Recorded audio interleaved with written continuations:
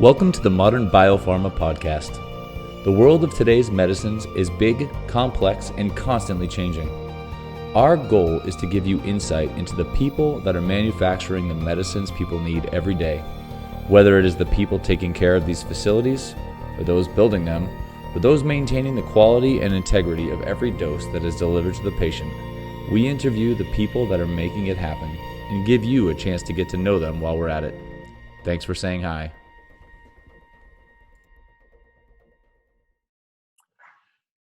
Hi, everyone. Welcome to another episode of the Modern Biopharma podcast. We're excited to have you here today. We have another special guest today. Eric Felz from Takeda is on with me today. How are you doing today, Eric? I'm doing great. Thanks for having me. Awesome. Eric, we're excited to have you. Eric is the Associate Director of Engineering Quality Systems. I probably already got that wrong, but we work together in ISPE and a couple different modes, and we've interacted for a number of years together on that. And I have to say, Eric, I have your LinkedIn page open right now, and then I have you on my screen. I wish I could put this up on the screen to show everybody. I wouldn't recognize you between these two pictures. Oh yeah, this is the COVID-19 look. Is that? I wasn't sure if it was like Mustache March or what we had going on. Sure, yeah. You're a different person on these two pictures, so exactly. I'll encourage everybody to check out the difference once they're done watching this video. So we are all dealing with the COVID-19 pandemic in our own way, and this industry has been responding in a huge way. How has this changed your life so far? Yeah, I mean, so I think maybe just talk a little bit about myself. So outside of the pharma industry, I'm, a father of three. So moving from, going to work every day and doing the normal work thing with the kids going off to school to having three kids all home, my wife doing a little bit of her own work. She does some tutoring, so just doing that by Zoom and remotely. It's a very different experience. A little bit surreal, probably, like a lot of people. I think of how quickly some of this stuff has changed. A few weeks ago, right before this all kind of broke loose, we had our ISPE ski trip, and one of the speakers called me up and said, hey, let me know if we think we're going to cancel this event. And I was literally on the on the lift coming up, and I was thinking to myself, cancel this? What are you talking about? And then by Sunday of that, I work over at Takeda. We closed down operations on that Sunday, and by Monday, although we hadn't officially canceled it, we had a board meeting already scheduled for Tuesday. We'd made the board meeting virtual for Tuesday, and it was scrapped. So just how quickly this has moved along from, we had 140 people on a ski trip on a Friday to Monday or Tuesday, we're looking at closing things down. And if you told me that, that schools would be closed down and restaurants, it's just it's definitely an area where we learn to adapt and see how see what works for everyone else. Yeah, for sure. This has been a change unlike anything certainly I've seen. I think pretty much everybody has seen. So right. Yeah, welcome to our new normal, right? It's been quite a change. And in our industry, it's definitely one of the essential industries. Right. I'm sure I haven't been back to Takeda recently, but I would assume it's an essential industry for it's labeled that. So there's still operations ongoing. We're still making medicine. Absolutely. But now we're doing it like on a skeleton crew and on and off and things like that. Is that the case for you? Absolutely. And it's a little bit of a finding ways to do things differently. So, I think that there's portions of this that will stick around after this whole pandemic has come and gone, that we're learning to do things, and you're questioning things that, we always did in person, and it made sense. And you start to question, like, why are we doing this? Why does this practice have to be, why do we need to sign this in person? And there'll definitely be lessons that we learned that said, there were things that we probably doing that weren't that efficient. And when push came to shove, you decide to do it a little bit differently. And you'll walk away and say, you know what, we really never need to do that in the first place. So there'll likely be some good to come of it, from at least from a business practices perspective, that I imagine that there'll be more people that can work remote, where, they're coming in, an hour and a half, every day, just to sit in the office. It was funny. It was the Tuesday after the governor had kind of shut things down in the state, or recommended people to stay home. And I texted my boss, and I said, I can go into work. That's not a problem, but you need me to. And it took him a second. He's like, you know what, just to go into work so that you can call into teleconferences with other people that are at home doesn't seem like it makes a lot of sense. Just to kind of show face. Why not just stay home? And since then, been able to do that. So yeah, it's been a little bit of a whirlwind.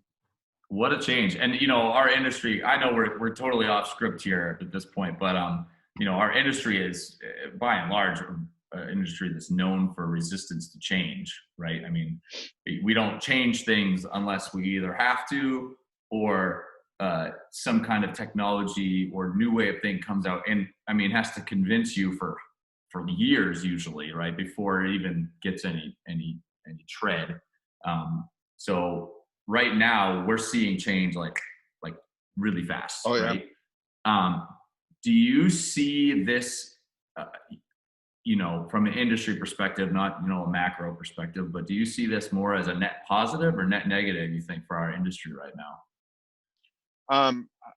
I would say, in the current state, obviously there's a lot of negative to it, but I think in the end, I think we'll walk away having innovated. So I think anytime that you end up falling forward, you end up doing something innovative to work around challenges, you'll end up in a better place. And I think that the ability to include people and to be thinking of people that are in remote locations, I think it's a net positive overall. I think of this even within ISPE. I'm also on the biomanufacturing conference that IH is going to be running over the summer, and we're working through how can we make that a remote conference, and what does that mean. So there probably will be things that even after this clears up that we learn and do differently that are of value. But it probably won't be without a couple stumbling blocks in between. Yeah, necessity is the mother of invention, and I think we're gonna see that in a monster way. So, all right, so I want to sort of circle back a little bit here, if we can. We talked a little bit about who you are. Your dad, husband, got 3 kids, all at home. Yep. I'm sure they're very helpful in your everyday work now that you're working at home. Yeah, absolutely. Yeah, mine are. I came up to do this interview. I had been out, and I came back, and I came up, and my daughter is doing her own homemade video of doing hairstyles on my wife, and I was like, "Hey, you guys gotta get out of here." So, it was actually neat. We've seen our kids do a bunch of neat things these last 3 weeks. So, anyways, what I wanted to talk about next is just give us a little background of how you got into the industry, sort of. How you ended up here, maybe how you've progressed a little bit through it and where you're at today. Sure. So my beginnings in the industry actually go back to let's start where I went to school. I went to school at Cornell, and I really just a little school in New York. Just a little school up in upstate New York. You may or may not have heard of it. So there was one summer that I think was my summer before my junior year. I was looking for an internship, and this was late, and I didn't have one. So I called up the alumni office. I said, "Hey, is there any chance you could help me out? And they said, let me give some calls. Let me see what we can do. So I get a call back maybe a week later. And they said, can you talk to this guy, Dick Priester? He's the director of engineering, director of engineering over at Biogen. So I end up giving him a call. He brings me in. We do an interview, and he's like, all right, you can start Monday. And I'm like, just one of those things that kind of takes you down a path.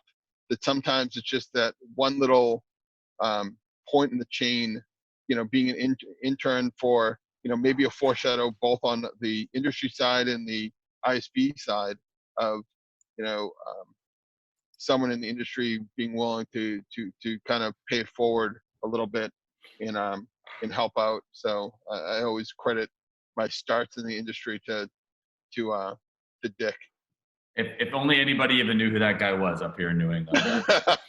Exactly. Yeah.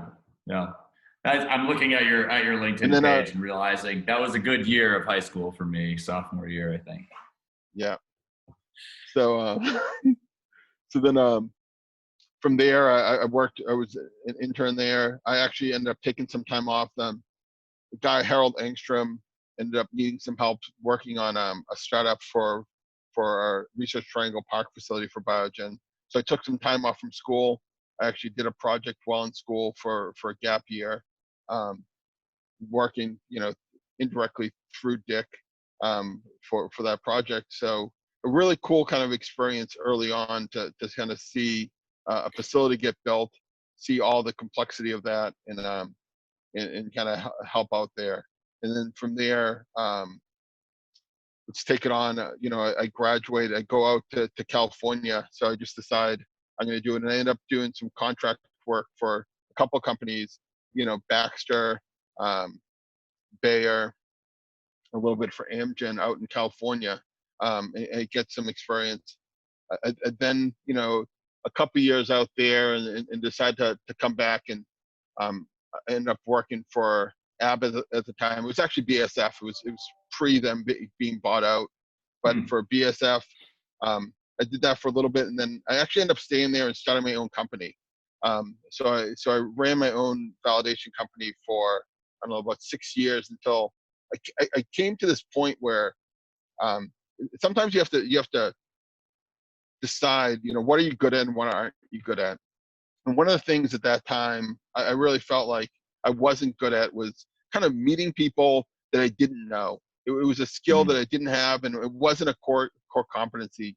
And I came to this conclusion of, if the most important thing you have to do to be successful is something you're not good at, you're probably doing the wrong thing.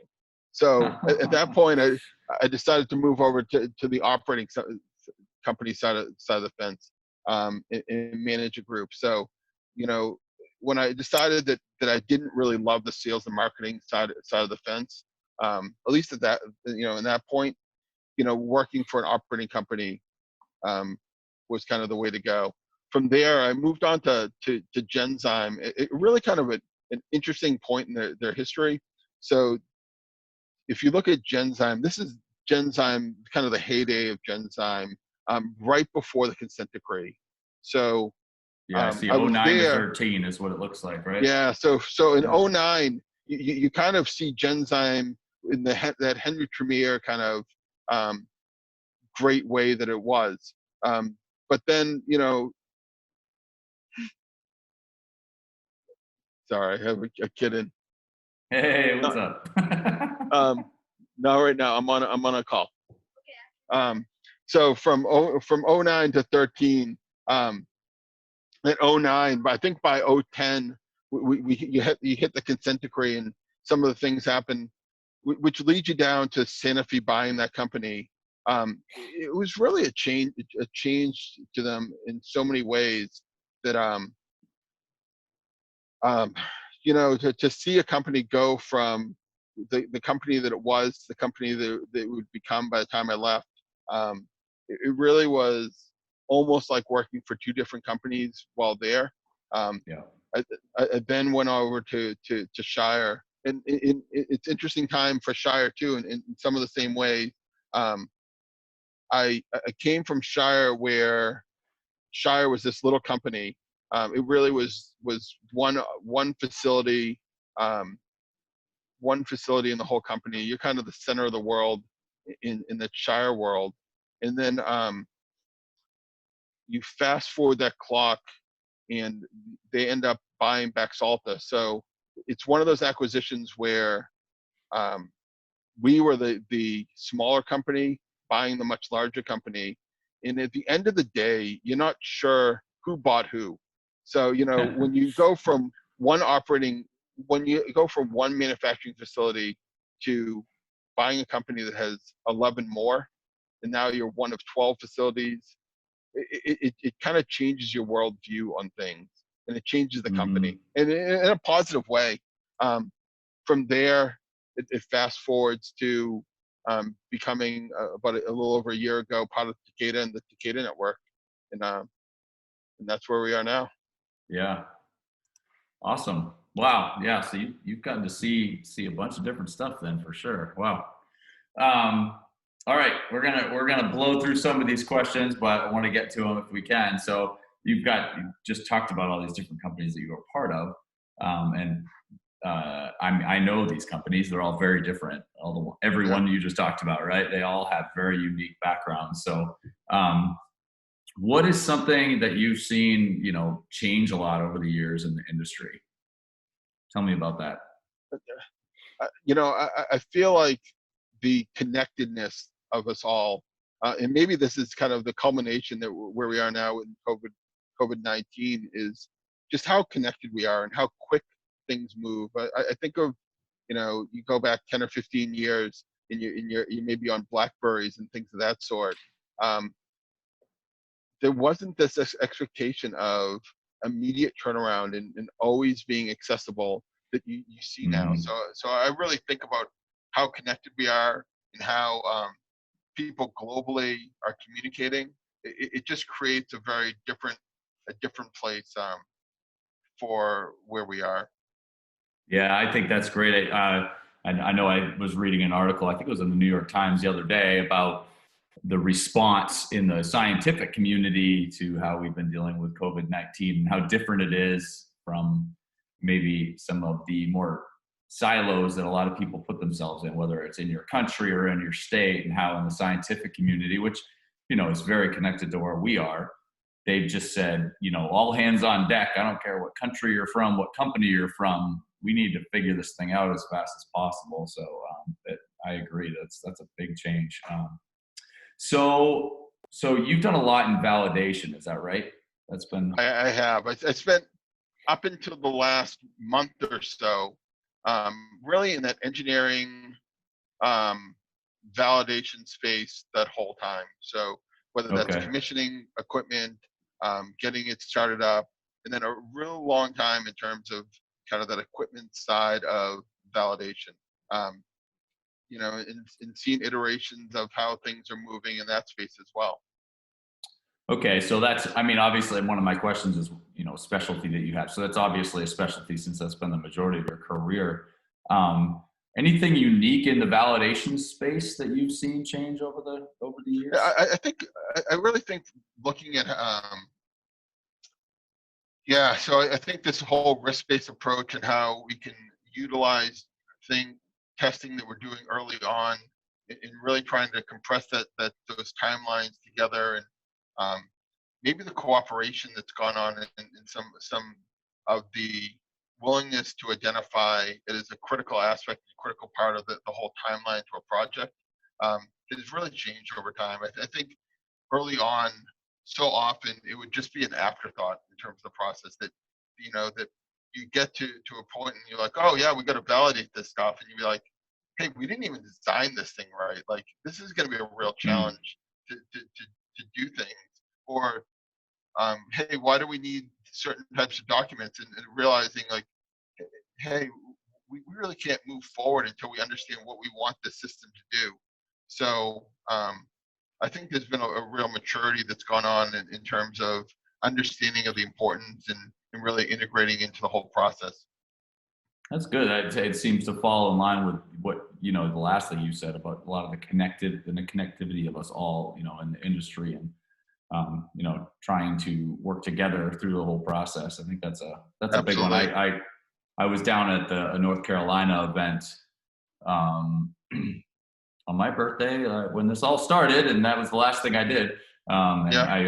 I heard somebody in regards to commissioning and validation say the same thing. They said, the big thing they've seen is just being engaged, literally sometimes in the RFP process and things like that, versus in the past it was, it's installed and started up. Now it's yours. Like, what's Yeah, mine? it's That is almost right like over there. you could throw this over the fence and, hey, this is a validation problem. No, this is all, we're all one big team trying to get it done. And I think that people identify it as in that way.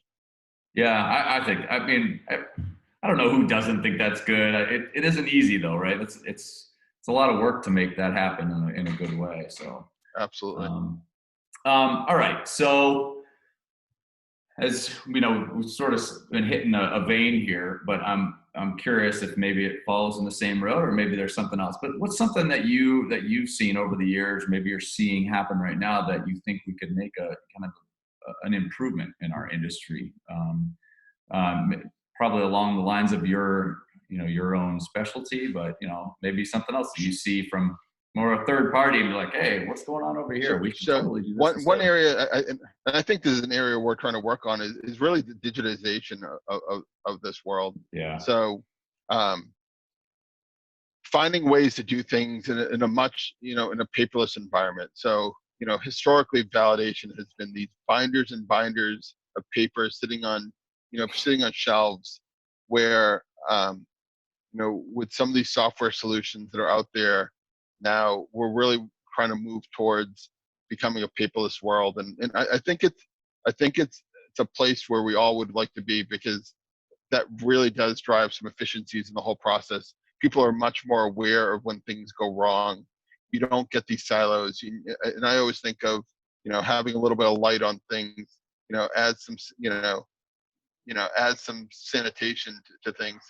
Just understanding where the problems are, and then being able to drive for solutions going forward, I think is where, the industry as a whole is, and I think where we're going, um, within our workspace as well. Just try to make things, more streamlined in terms of a digital environment. Yeah, and it's funny, this whole situation actually may be one of a big driver towards that, right? I mean, It definitely is. I actually, it was funny. It was like it might have been like day one, where we're like, we're gonna go we're gonna have to, you know, we're gonna have to all be working remote. I'm like, wouldn't it be great? Like, we've been talking about a digital solution on this. Hey, maybe we can use this to help drive us forward in this space. Kind of necessity is the mother of invention, and yeah. it seems like this is the direction that we're trying to drive towards, is become, a paperless environment, and especially for these exact examples of, hey, the only reason that this person needs to come in the office is to sign this piece of paper. Like, let's find a solution so that that doesn't have to happen. And I think that will have long-term impact. That things that sometimes things that would take a long time to do when there isn't an emergency, you can do very quickly when there is one. Yes, I mean, I'm a big technology. I love technology. I'm an early adopter on a lot of technology type things.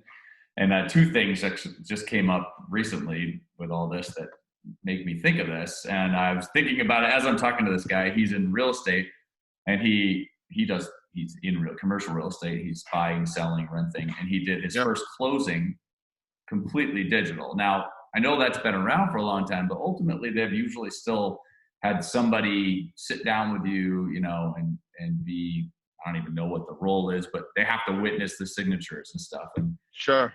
right, just went away. They just did a whole closing on a commercial real estate, completely digital, which I thought was pretty neat. That's awesome.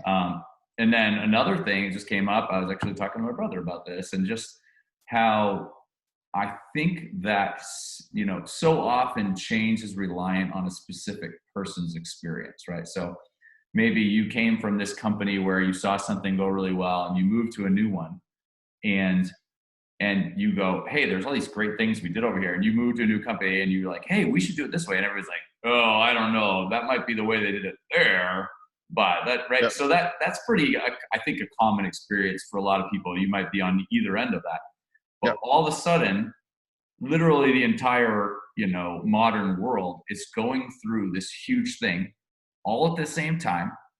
We get to watch it on TV together, right? We get to be on Zoom calls talking about it. And it's all of a sudden everybody in our whole industry goes, ugh, like, no kidding. We really need to figure out a better solution for this.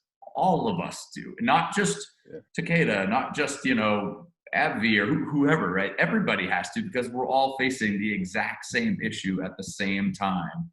So Absolutely. We have this great context, this shared context that we've never had. Never in the history of the world have we all of a sudden had the same shared context to deal with a lot of issues that in the past, maybe we just kept pushing and pushing and pushing. So yeah, absolutely. I think that's great. Awesome. Well, hey, something I've been pretty interested in, and I've enjoyed the answers so far that I've heard from different people is, when you look at your career and you look at where you're at today, what's something, if you were to go back in time 10 years, you'd like to tell yourself? You wish you knew, and it can't be a stock tip. Sorry. No, I think I still try to coach people, and I think of some of these things that, maybe things that didn't make mistakes, but you've seen other people is,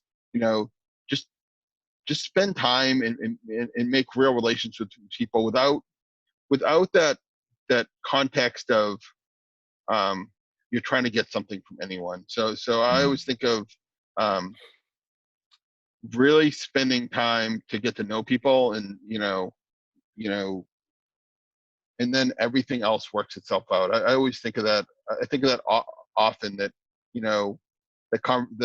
that everything starts with a conversation, and really just get to know people, and I feel like everything else kind of works itself out later on. Work on the relationship first, and then you can work through problems. I would say is a key kind of way that I view the world.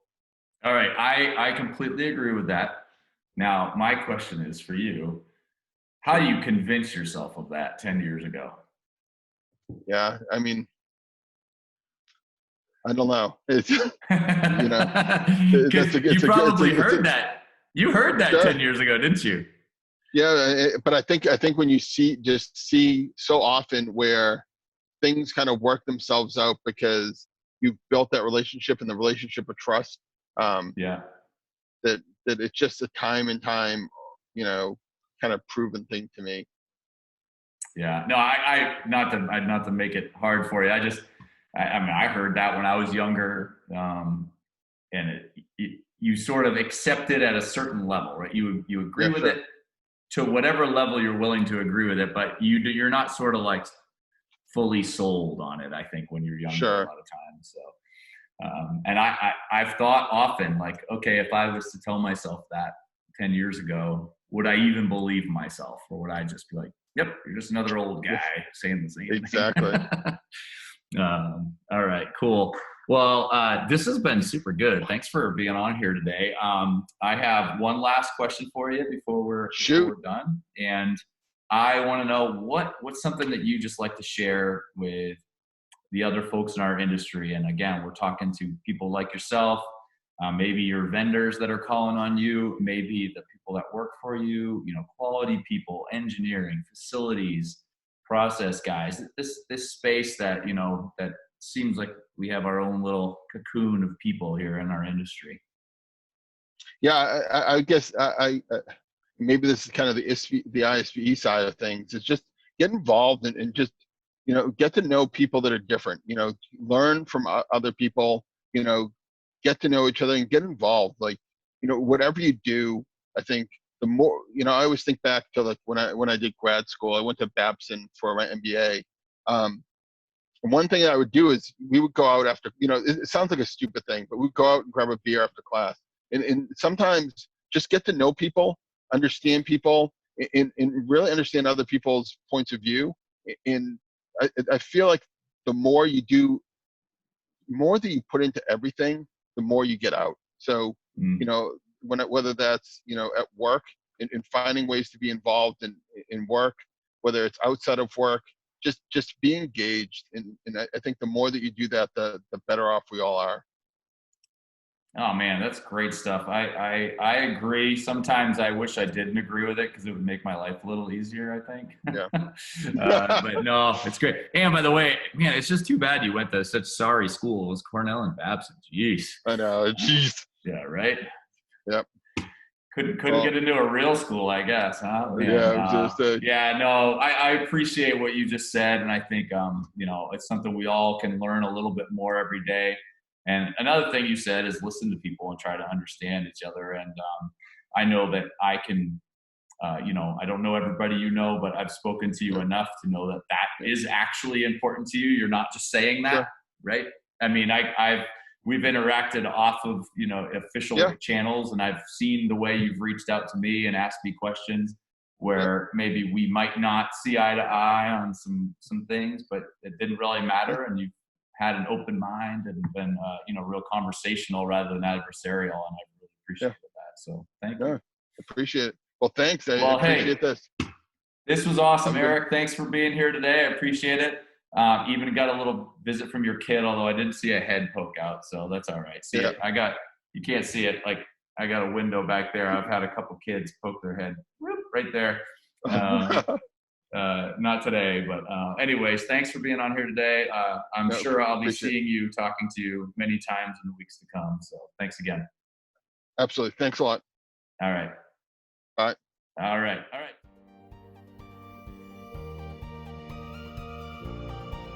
Thanks again for listening to the Modern Biopharma Podcast. Please reach out if there is someone you'd like us to interview or a topic you'd like us to discuss. We will make it happen. And don't forget to like us on iTunes or subscribe on YouTube. It helps us get the word out. See you next time.